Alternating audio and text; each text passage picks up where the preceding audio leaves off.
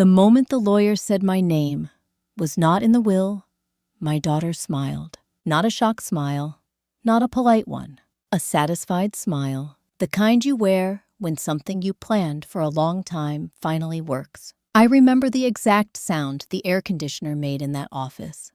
A low, mechanical hum that seemed to fill the silence after the lawyer finished reading. My client, Eleanor Briggs, leaves the entirety of her estate, including the family home and investment accounts, to her granddaughter, Madison Cole. My fingers tightened around my purse strap. I waited. Surely he would continue. Surely he would mention her only child, me. But he didn't. The lawyer folded his hands and looked at me with professional sympathy.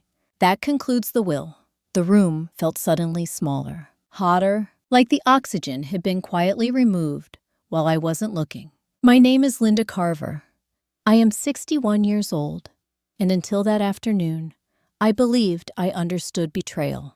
I was wrong, because nothing prepares you for being erased from your own mother's legacy, and nothing prepares you for realizing the person who helped erase you was your own daughter.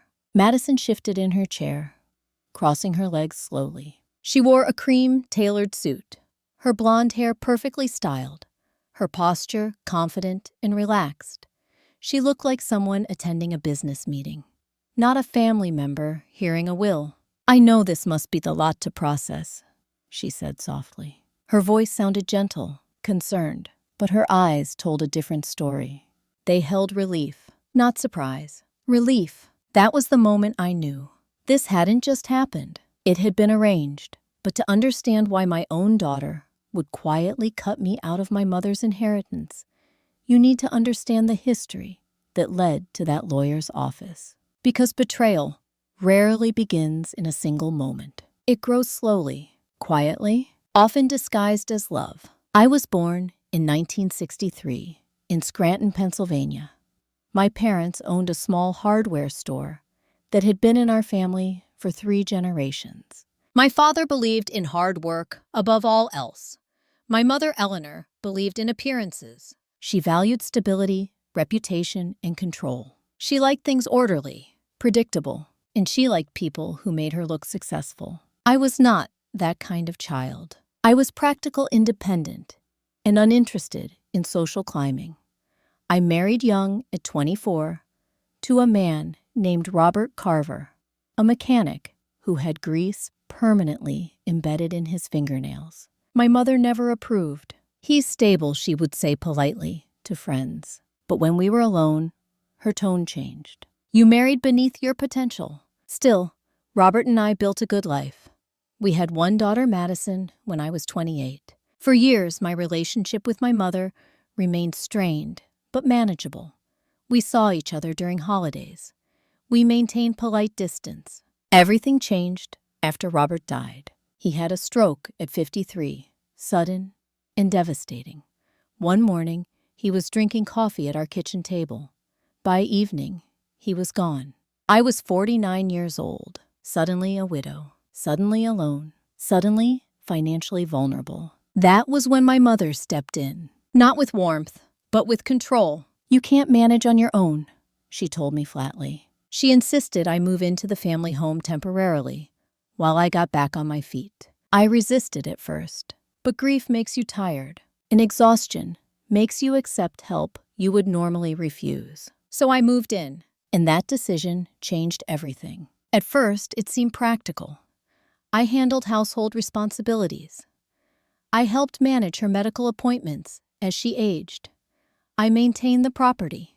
Years passed, quietly, but something subtle shifted during that time. My mother began speaking about Madison differently, not as her granddaughter, but as her successor. "She understands business," she would say.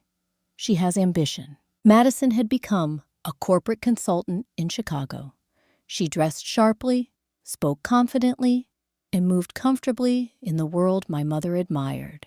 And slowly, almost invisibly, they grew closer. While I remained the person who cooked meals, drove to doctor appointments, and handled daily logistics. I thought I was being a good daughter. I thought loyalty would matter. I was wrong.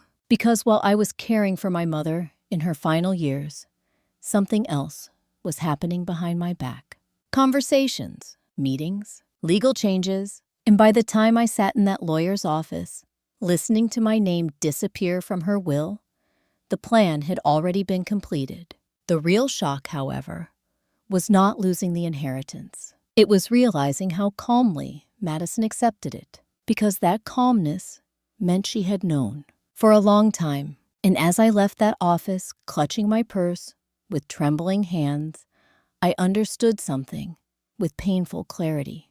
I hadn't just been excluded from money. I had been excluded from the truth. But what Madison didn't know was this. I had spent the last decade managing my mother's finances, and I knew things about that estate that she did not. Things that could change everything.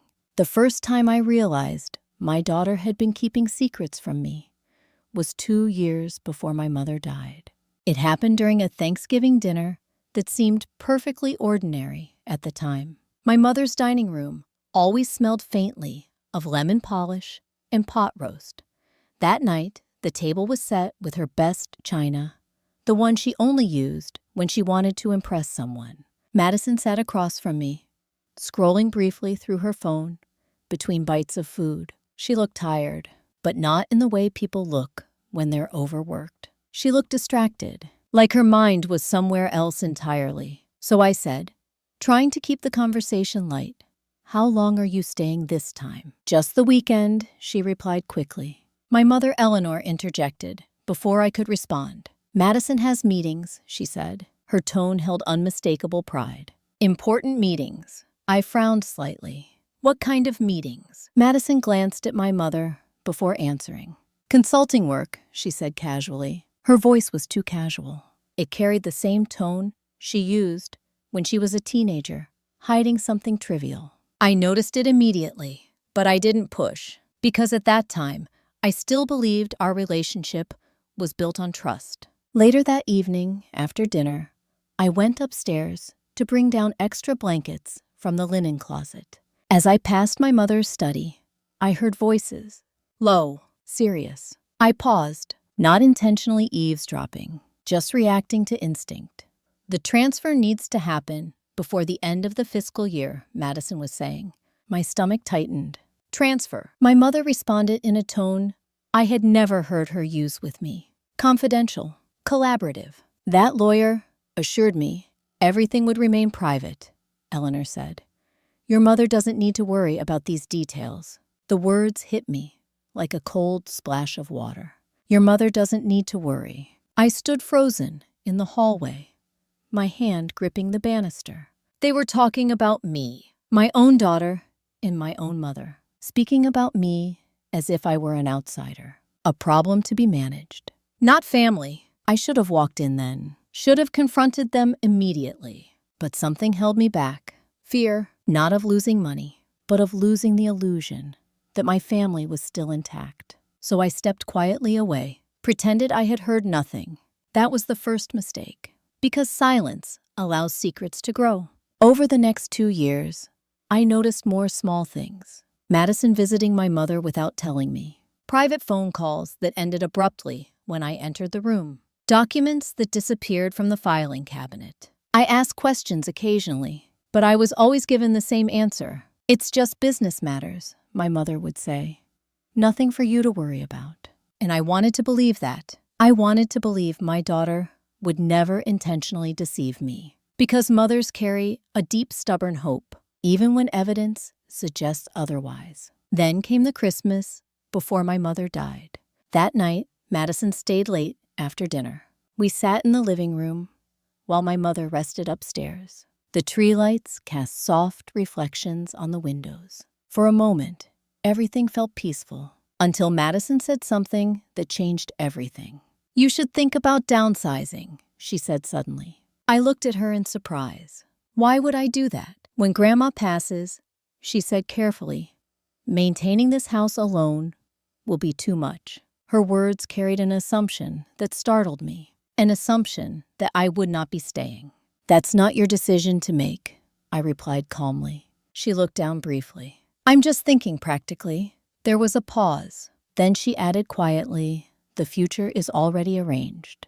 My heart skipped. "What does that mean?" She hesitated, then smiled faintly. "You'll see when the time comes." That was the moment I truly understood. Something had been decided, without me. And now, sitting in the lawyer's office, years later, hearing the will read aloud, I finally knew what she had meant. The future had been arranged. But what Madison still didn't know was this. While she and my mother had been planning behind closed doors, I had been managing the accounts, paying the bills, handling the financial paperwork. And buried within those records was a detail neither of them expected me to notice. A detail that could challenge the will itself. As I drove home from the lawyer's office that afternoon, my hands gripping the steering wheel tightly, I felt something shift inside me. Not anger, not grief, something colder, clarity. Because betrayal hurts most when it comes from people you love. But it also teaches you something powerful. It teaches you to stop trusting appearances and start paying attention to facts. And I had just remembered a fact that could change everything Madison believed she had secured. A transaction, one that had occurred quietly 6 months before my mother died. One that should never have been legally possible. And one that, if exposed, would force a confrontation neither of them was prepared for. The transaction came back to me the moment I stepped into my car after leaving the lawyer's office. It wasn't just a vague memory. It arrived with sharp clarity, like a photograph that had been hidden in a drawer and suddenly pulled into the light. 6 months before my mother died, I had noticed a withdrawal from one of her investment accounts. Not unusual by itself. Eleanor often moved funds between accounts, but this one had been different. Large, sudden, and labeled with a description that made no sense at the time. Transfer to external trust holding. I remembered sitting at her desk late that evening reviewing the monthly statements, the desk lamp casting a narrow cone of light across the paperwork. I had asked her about it the next morning. "Just estate planning," she said dismissively. "Legal housekeeping." Her tone had been final, controlled, the kind that discouraged further questions. And I had let it go, because at that point, I still believed her decisions would ultimately include me. Now sitting in my car, years later, I understood the truth. That transfer had likely been part of the plan to redirect the inheritance. But something else about it nagged at me. Something I hadn't fully processed at the time. The date. I drove straight home and pulled out the old financial binders I had kept after her death. Most people would have thrown them away once the estate process began. But I never had. Partly out of habit, partly out of instinct. I spread the documents across my kitchen table, the late afternoon sunlight falling through the blinds in thin golden stripes. My hands moved quickly, now flipping through bank statements, trust documents, tax records. And then I found it. The transfer confirmation. The amount was substantial. Nearly 1/3 of her total liquid assets. The destination account was listed under a legal entity name I didn't recognize. But what made my stomach drop was not the destination. It was the signature authorization, because the document showed that the transfer required 2 approvals, my mother's, and a witness signature verifying her legal capacity at the time. I leaned closer, my pulse quickening. The witness name, printed beneath the signature line, was not a lawyer, not a bank officer. It was Madison. My daughter had signed as the witness to my mother's mental competence during a major financial transfer. That alone was troubling. But what truly changed everything was something else. I checked the date again. The transfer had occurred during the exact week my mother had been hospitalized after a severe fall. The week doctors had documented cognitive impairment due to medication and head trauma. I remembered it clearly now. She had been disoriented, confused, unable to remember what day it was. And legally, during that period, she should not have been considered fully competent to authorize major financial decisions. My heart began to pound. If that transfer had been signed under those conditions, it might not be legally valid. And if it wasn't valid, it could potentially invalidate parts of the estate planning that followed. I sat back slowly in my chair. The realization settled over me like a cold, steady weight. This wasn't just about inheritance anymore. It was about manipulation and possibly fraud. But before I could act, I needed to confirm one thing: whether Madison had known about my mother's medical condition at the time of that signature. Because if she had, then this wasn't just a family betrayal. It was a legal one. I closed the binder carefully and picked up my phone. There was only one person who could answer that question: my mother's former primary physician, Dr. Harold Lynn. And as the phone rang in my hand, I felt a strange calm settle inside me. Because for the first time since hearing the will, I wasn't reacting emotionally. I was moving strategically. And strategy changes power. Dr. Harold Lynn answered on the third ring. Dr. Lynn speaking. His voice sounded older than I remembered, but still steady and professional. Dr. Lynn, this is Linda Carver, I said. Eleanor Briggs's daughter. There was a brief pause. Linda, he said warmly, I'm very sorry for your loss. Your mother was a remarkable woman. The polite phrase landed heavily. Remarkable, yes, but not always kind. I need to ask you something, I said carefully, about her condition during the week she was hospitalized after her fall 2 years ago. His tone shifted slightly, more cautious now. What specifically? Her cognitive capacity, I said. Was she considered legally competent during that time? Silence filled the line for a moment. When he spoke again, his voice was measured. Linda, I can't discuss medical details without proper authorization. I understand, I said quickly.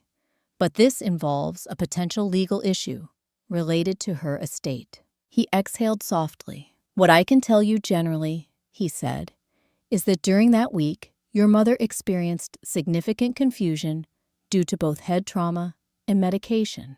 My pulse quickened. Would she have been capable of making complex financial decisions? There was another pause. Frankly, he said no. She struggled even with basic orientation. We documented concerns about her decision-making capacity at that time. My hand tightened around the phone. And that documentation still exists? Yes, he replied. I closed my eyes briefly. That was the confirmation I needed. Thank you, doctor, I said quietly. After I hung up, I sat in silence for several minutes, letting the implications settle. If my mother had been legally incapacitated during that transfer, then Madison's witness signature might not hold up under legal scrutiny, which meant the trust created from that transfer could potentially be contested. But the deeper realization hit me even harder. Madison had been present at the hospital during that week. She had seen my mother's confusion. She had known, and she had still signed as a witness to her competence. That wasn't a misunderstanding. That was intentional.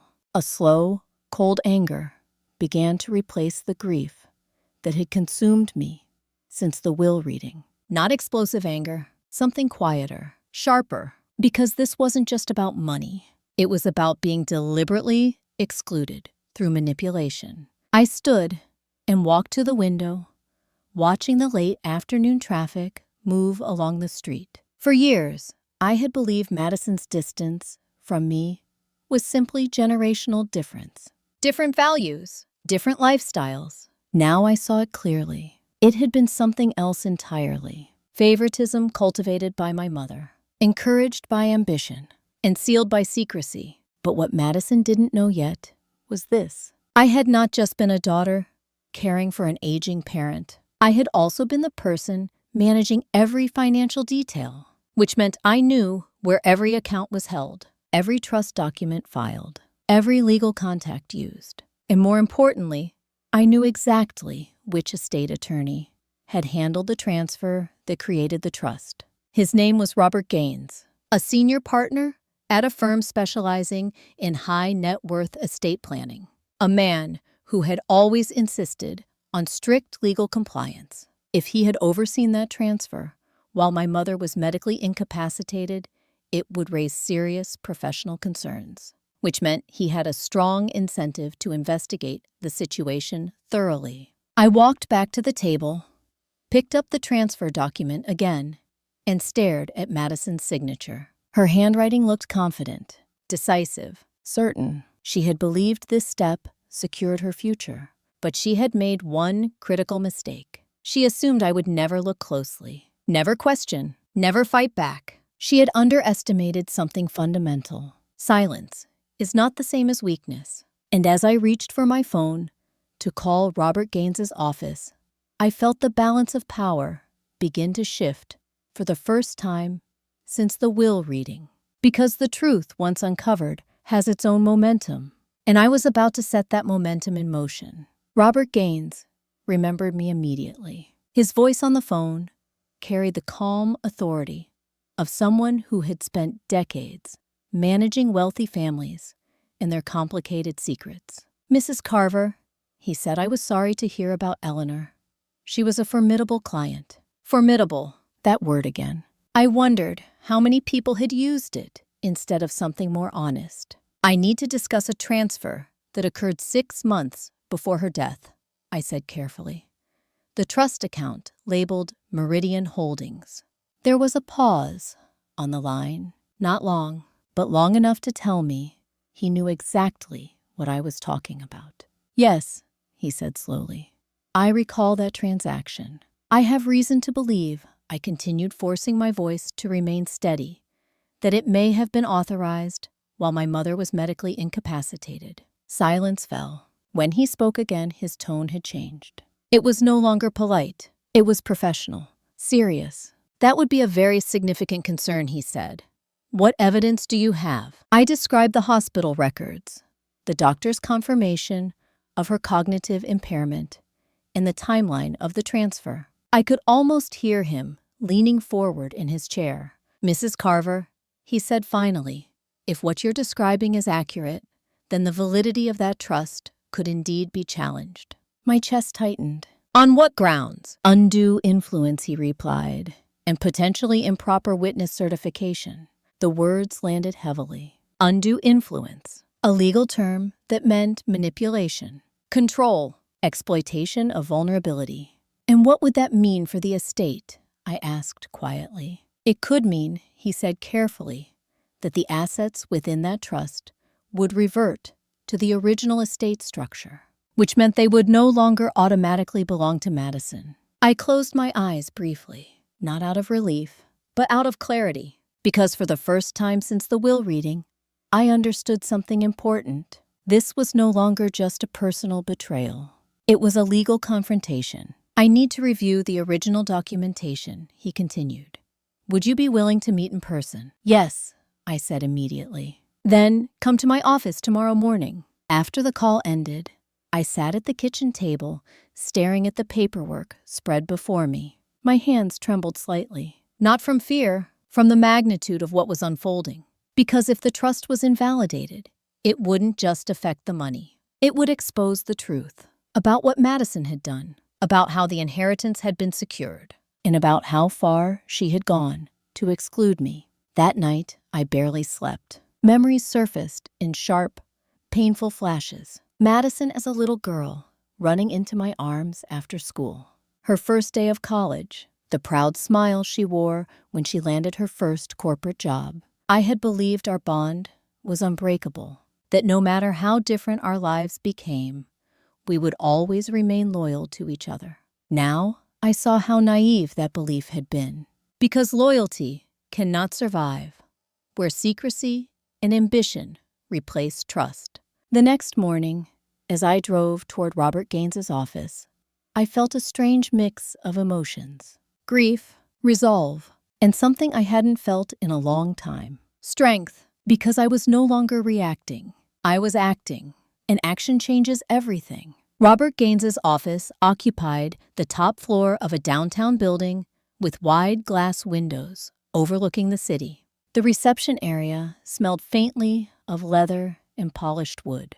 When I entered, his assistant greeted me immediately. "He's expecting you, Mrs. Carver." I followed her into a large conference room, where Gaines sat at the head of a long table, several files already spread before him. He stood as I entered, his handshake firm.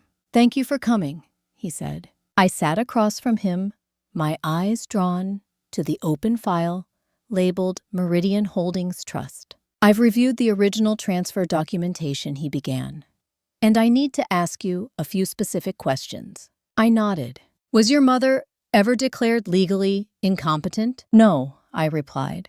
"But during that hospitalization, doctors documented cognitive impairment." He tapped a page in front of him. "That aligns with what I see in the timeline.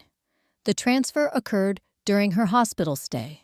He paused, then looked directly at me. "Were you aware that your daughter was present when the trust was created?" My stomach tightened. "Yes, and that she served as the witness, certifying Eleanor's competence." I swallowed. "Yes." He leaned back in his chair. "That is highly unusual," he said. "Best practice is to use a neutral professional witness to avoid conflicts of interest." "Why wasn't one used?" I asked. He hesitated. "That is what concerns me," he admitted. "According to our records, the signing occurred at the hospital, and Madison insisted she could serve as witness because she was already present." A cold realization settled over me. Madison hadn't just taken advantage of the situation. She had actively shaped it. "And you accepted that?" I asked quietly. His expression tightened slightly. "At the time, Eleanor appeared lucid during the brief signing meeting," he said. "But if medical documentation proves otherwise, that could change the legal interpretation." I leaned forward. "What happens next?" He folded his hands. "If you wish to challenge the trust, we can file a petition in probate court. The judge would review medical evidence, witness testimony, and the circumstances of the transfer." My heart pounded. "And if the court agrees, the trust could be voided," he said, "and the assets returned to the estate for redistribution under the previous will." Previous will. The words echoed in my mind.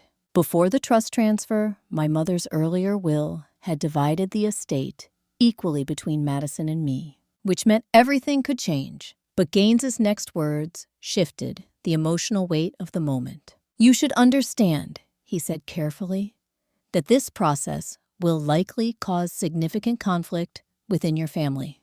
I let out a slow breath. "That conflict already exists," I replied quietly. "It just hasn't been spoken out loud." He studied me for a moment, then nodded. "Very well," he said. "If you want to proceed, we will begin preparing the case immediately." I looked down at the documents, at Madison's signature, at the date that had sealed my exclusion. And in that moment, I felt something settle deep inside me. Not vengeance, not anger, something steadier. A sense of reclaiming truth. "Yes," I said finally, "I want to proceed."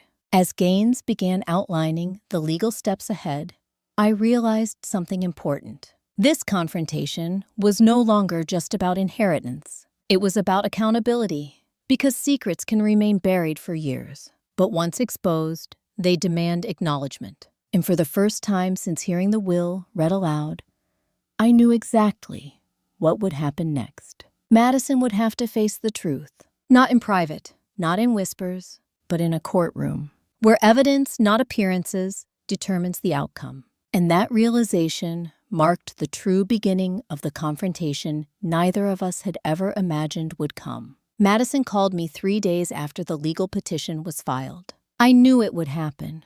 News travels quickly, in families especially, when lawyers become involved. But nothing prepared me for how calm her voice sounded when I answered the phone. "Mom," she said, as if we were discussing something ordinary I heard from Robert Gaines this morning.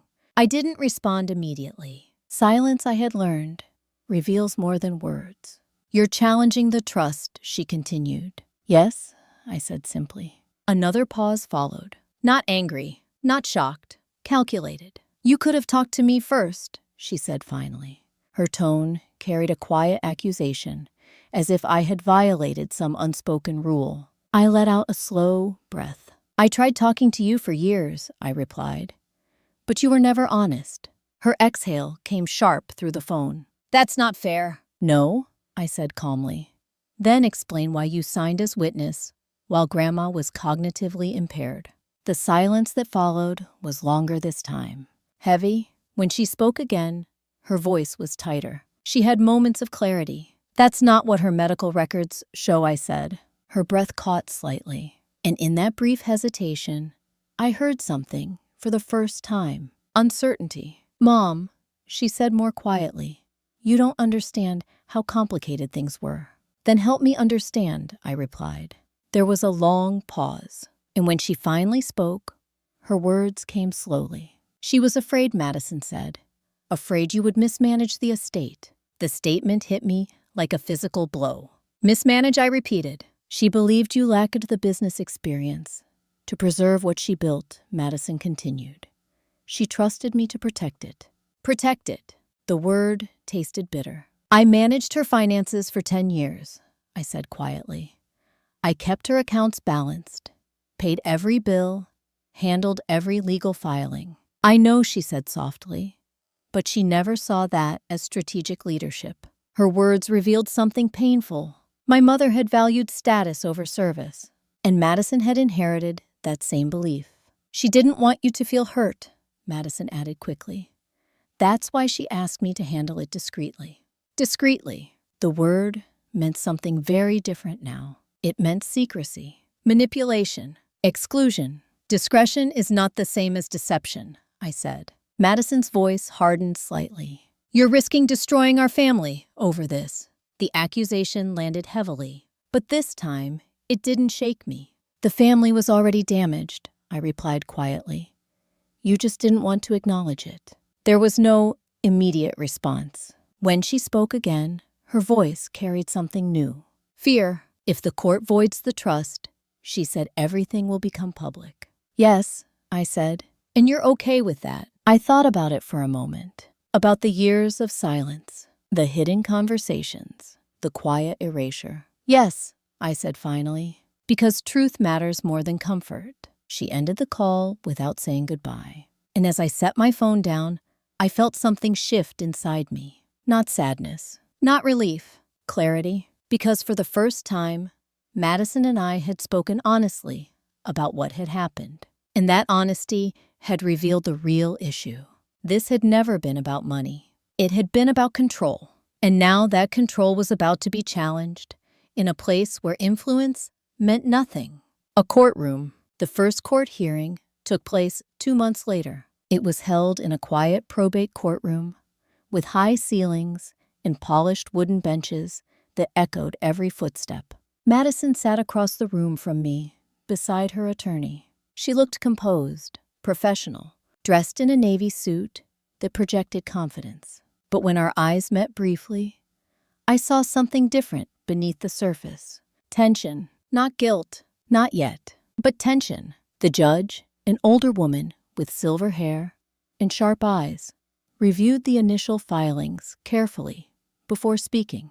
This case concerns the validity of a trust created under potential conditions of diminished capacity, she said. Her voice carried authority that filled the room. She turned toward Madison's attorney first. Counsel your position. Madison's lawyer stood smoothly. Your Honor, we maintain that Eleanor Briggs was lucid at the time of the signing and that the trust reflects her clear intentions. Then Robert Gaines rose. He spoke calmly, presenting medical records, hospital documentation, and expert testimony from Dr. Lynn regarding Eleanor's cognitive impairment during that specific week. The judge listened without interruption. Finally, she turned toward Madison. Miss Cole, she said directly, you served as witness to this transfer. Were you aware of your grandmother's medical condition at that time? The question hung heavily in the air. Madison hesitated, just for a second. But in courtrooms, seconds matter. I knew she had been hospitalized, she said carefully. Did you know doctors had documented cognitive confusion? The judge asked. Madison swallowed. I was told she had periods of clarity. The judge nodded slowly. Were you aware that serving as witness, while also being a beneficiary, creates a conflict of interest? Madison's lawyer shifted uncomfortably beside her. I relied on the estate attorney's guidance, she replied.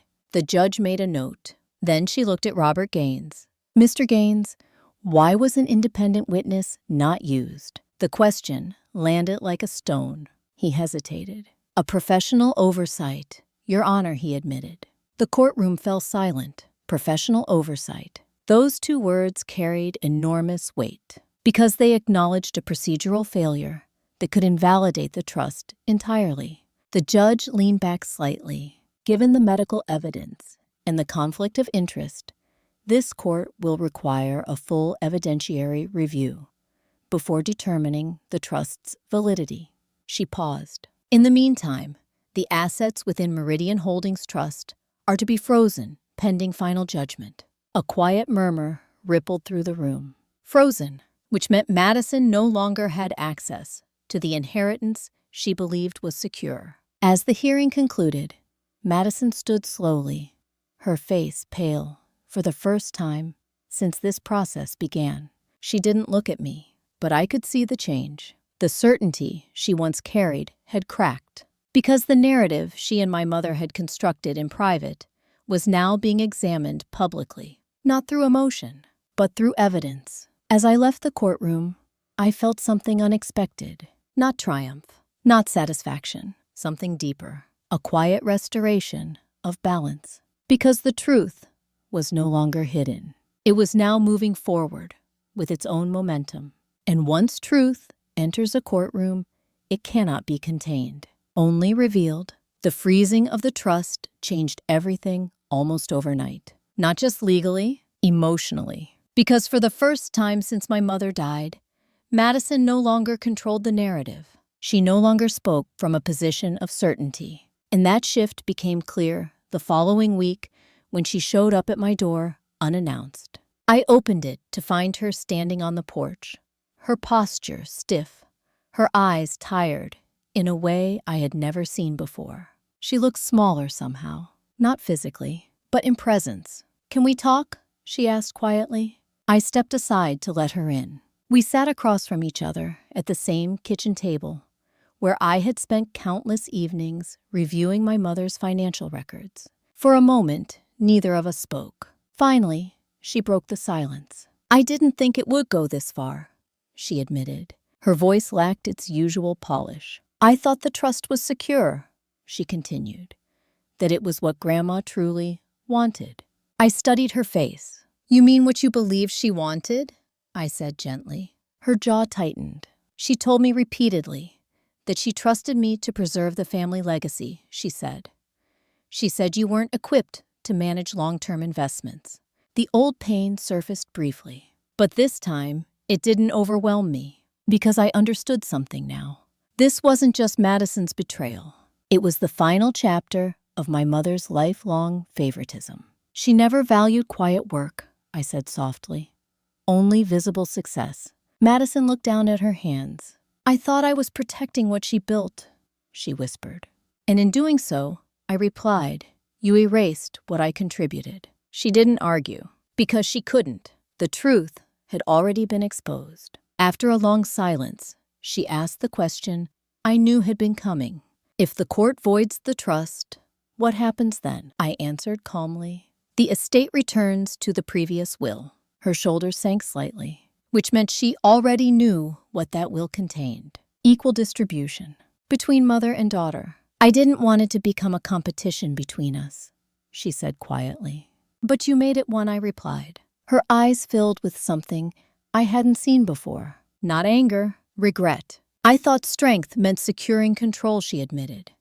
"I didn't realize it meant risking losing everything." Her words settled heavily in the room because they revealed something fundamental. Madison had never truly understood the difference between power and trust. One can be taken, the other must be earned. As she stood to leave, she paused at the door. "I don't know if we can fix this," she said. I considered her words carefully. "Fixing doesn't mean returning to what we had," I said quietly.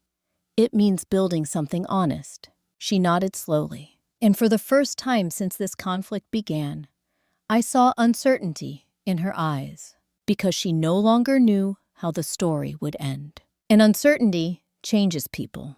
The final court hearing took place 3 months later. By then, The legal battle had drawn significant attention within our extended family and social circles. Quiet whispers, careful questions. Everyone wanted to know what had truly happened.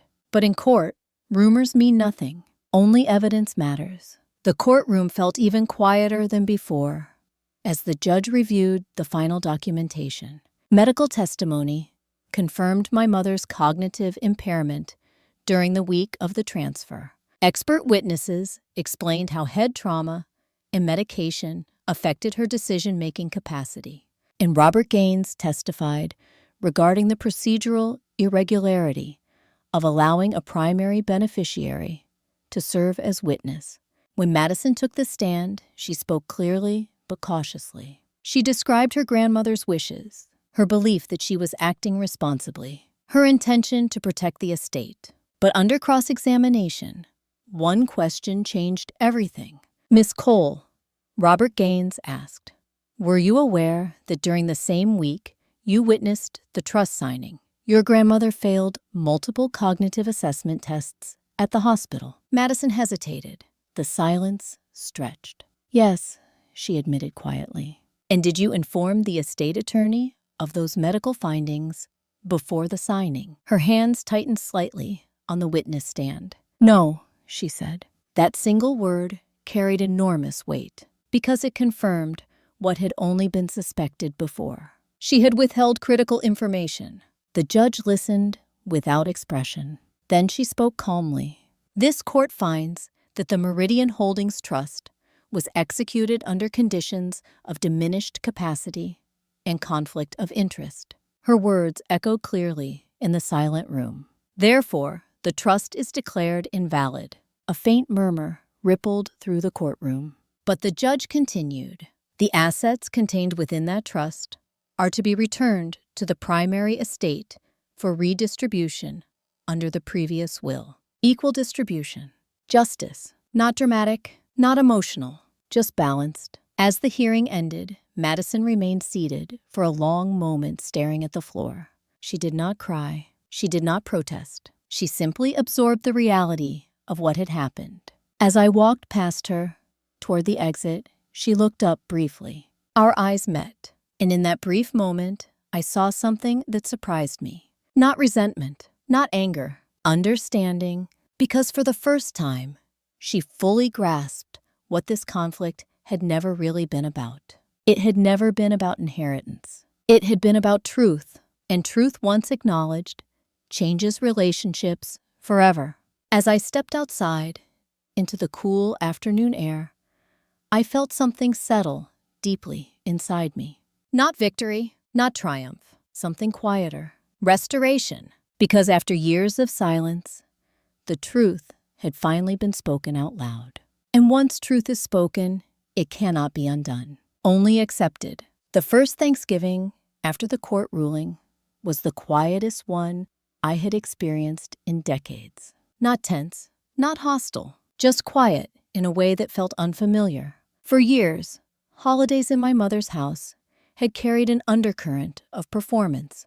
Polished table settings, carefully curated conversations, and the constant, invisible pressure to maintain appearances.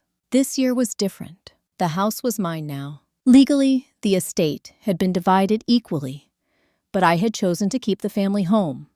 Madison had accepted a financial settlement instead of contesting that decision. The irony was not lost on me. The same house, where I had once felt like a caretaker rather than a daughter, had finally become a place where I could breathe freely. I stood in the kitchen early that morning, the smell of roasting turkey filling the air, sunlight spilling across the countertops. For a moment, I felt Robert's presence so strongly it almost hurt. He had always loved Thanksgiving. He used to say it was the only holiday that wasn't about expectations, just gratitude. I wondered what he would think of how much had changed. The doorbell rang just before noon. I wiped my hands on a dish towel and walked to the front door. Madison stood there, alone. She wore a simple gray sweater instead of her usual sharp business attire. Her makeup was minimal, her posture less rigid than I remembered. She looked nervous. "Hi," she said softly. "Hi," I replied. For a moment, we just stood there, two people who shared a lifetime of history, now uncertain how to speak to each other, without the shield of old roles. Finally, I stepped aside. "Come in." She entered slowly, her eyes moving around the familiar rooms. "I haven't been here since," she began, then stopped. "Since the hearing," I finished gently. She nodded. We moved into the living room, where the late autumn light filtered through the curtains. "I wasn't sure if you'd want me here," she said quietly. I considered her words carefully. "This house has always been about family," I replied, even when we forgot what that meant. She sat on the edge of the sofa, her hands clasped tightly. "I've spent the past few months thinking about everything that happened," she said. I waited. "I used to believe success meant control," she continued. "Securing outcomes, managing risks, winning." Her voice wavered slightly. "But I never realized how much you lose when you treat relationships like transactions." Her words carried a depth I hadn't heard from her before. Not defensive, not strategic, just honest. "I thought Grandma respected me more because I was strong," she said softly. "But now, I see she was afraid of losing control, and I became part of that fear." I nodded slowly. "She valued certainty," I said. "But certainty often comes at the cost of trust." Madison's eyes filled with quiet emotion. "I hurt you," she whispered. The simplicity of this statement held more power than any elaborate apology. "Yes," I said gently. There was no accusation in my voice, just truth. She looked down. "I don't expect forgiveness," she said. "I know," I replied. "Forgiveness isn't something you ask for. It grows slowly when trust is rebuilt." She nodded. "I want to try," she said. That was the moment I realized something important. This wasn't about repairing the past. It was about deciding whether there would be a future. And that decision didn't require dramatic gestures, just consistent honesty. We spent the rest of the afternoon cooking together, quietly, exchanging small, practical conversations about recipes and timing. No deep discussions, no emotional confrontations, just presence. And sometimes presence is where healing begins. Christmas arrived quietly that year. No elaborate decorations, no formal dinner parties, just a small tree in the corner of the living room, its warm lights reflecting softly on the window glass. Madison came early that morning, carrying a box of old photo albums. "I found these while organizing my apartment," she said. "I thought you might want them." We sat on the floor together, turning the pages slowly. There were photographs of Robert holding Madison as a baby, pictures of family vacations, school events, and ordinary moments that had once felt permanent. As we flipped through the pages, something became clear. Before ambition, before inheritance, before all the secrets, we had been simply a family, connected not by wealth or status, but by shared experiences. "I forgot what mattered," Madison said quietly. I closed the album gently. "We both did," I replied. She looked at me. I thought winning meant securing everything she said, but all I did was create distance. I reached out and placed my hand over hers. Sometimes I said softly, "The greatest justice isn't punishment, it's clarity." She nodded, her eyes shining. Because clarity reveals truth, and truth changes everything. Later that evening, after she left, I sat alone by the tree lights. The house felt peaceful, not empty, not lonely, just settled. For the first time in years, I felt free from the weight of unspoken tensions. The inheritance conflict had not destroyed our family. It had exposed its fractures. And in doing so, it had created the possibility of rebuilding something stronger. Not perfect, not unchanged, but honest. As I turned off the lights and prepared for bed, I thought about the long journey that had brought us here.